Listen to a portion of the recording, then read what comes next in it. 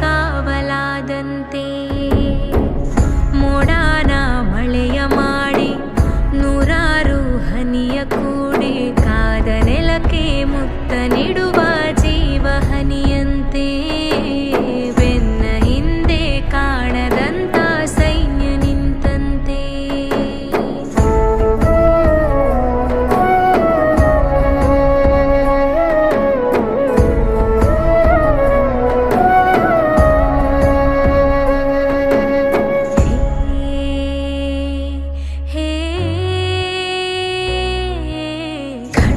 ಇವನಂತೆ ಕಡುಕೋಪಾವನಂತೆ ಇವನು ಕಿಂಕರ ಅವ ಭಯಂಕರ ಕಲಹ ಕದನಾನೆ ಶಕ್ತಿ ಇವನು ಸೈನ್ಯ ಅವನು ಎದುರು ನಿಂತರೆ ಸಮರವೇ